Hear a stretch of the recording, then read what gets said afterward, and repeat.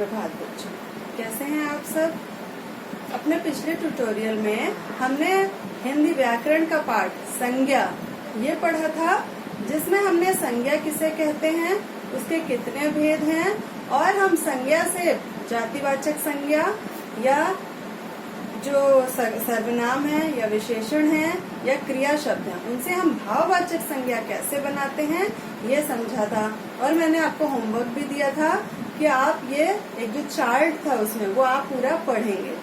तो यहाँ तक हमारा पाठ समझाने का काम हो गया था।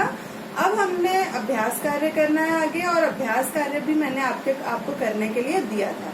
तो अगर आपने किया है तो मेरे जो मैं अभी आपको बताऊंगी मेरे साथ साथ अपना वो कार्य चेक करते जाइएगा, जहाँ गलत हो उसको सही कर लीजिएगा। तो चलिए हम अपना अभ्यास कार्य शुरू करें। अभ्यास कार्य पहला प्रश्न है, निम्नलिखित कथनों के सामने सही या गलत का चिन्ह लगाइए। व्यक्ति, स्थान, वस्तु अथवा भाव के नाम को संज्ञा नहीं कहते। तो ये क्या है, ये गलत है। व्यक्तिवाचक संज्ञा का संबंध व्यक्ति, वस्तु, स्थान, विशेष के नाम से है। बिल्कुल सही है ये, ठीक है। जातिवाचक संज्ञा संपूर्ण जाति का बोध कराती है, ये भी बिल्कुल ठीक है। भाववाचक संज्ञा को महसूस नहीं किया जा सकता, तो ये गलत है, क्योंकि भाववाचक संज्ञा को हम महसूस कर सकते हैं। भाववाचक संज्ञा केवल जातिवाचक संज्ञा से बनती है। तो देखिए, जातिवाचक संज्ञा से तो बनती है, लेकिन सर्वनाम, विशेषण और क्रिया और अव्यय इनसे भी बनती है, तो ये गलत हो गया। निम्नलिखित स्थानों की पूर्ति उपयुक्त शब्दों से कीजिए। पहला आपका है, दूसरा प्रश्न है आपका, निम्नलिखित स्थानों की पूर्ति उपयुक्त शब्दों से कीजिए। पहला है, नेहरू शब्द व्यक्तिवाचक संज्ञा न होकर कौन सी संज्ञा है, जातिवाचक संज्ञा। दूसरा है, महात्मा शब्द कौन सी संज्ञा है, व्यक्तिवाचक संज्ञा। मित्रता शब्द भाववाचक संज्ञा है। कोलकाता शब्द व्यक्तिवाचक संज्ञा है।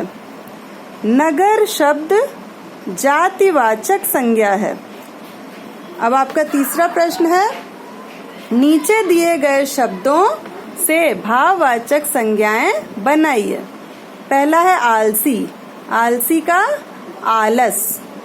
आप, अपनापन।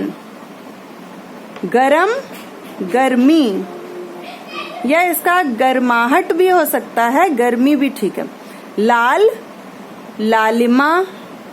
कुशल, कुशलता। गुरु, गुरुत्व या गुरुता भी होता है कहीं। बहना, बहाव। व्यक्ति, व्यक्तित्व। लिखना, लिखावट। ठग, ठगी। अब चौथा है आपका, उचित विकल्प का चयन करिए। पहला है, तारे, लोहा, मिट्टी कौन सी संज्ञा है, व्यक्तिवाचक, जातिवाचक, भाववाचक या अव्यय। तो ये जातिवाचक संज्ञा है, क्योंकि इसमें तारों की पूरी जाति का बोध हो रहा है, लोहे की और मिट्टी की पूरी जाति का बोध हो रहा है ना। निम्नलिखित शब्दों में व्यक्तिवाचक संज्ञा है नगर, देश, राजधानी, न्यूयॉर्क। न्यूयॉर्क एक जगह का नाम है, तो ये आपकी होगी व्यक्तिवाचक संज्ञा। अगला है, निम्नलिखित शब्दों में जातिवाचक संज्ञा है, कौन सी है, हरिश्चंद्र, जयचंद, गांधी या भरत। तो भरत है गांधी है आपका जातिवाचक संज्ञा। अगला है, निम्नलिखित शब्दों में भाववाचक संज्ञा है सत्यवादी, अन्यायी, अहिंसक या न्याय।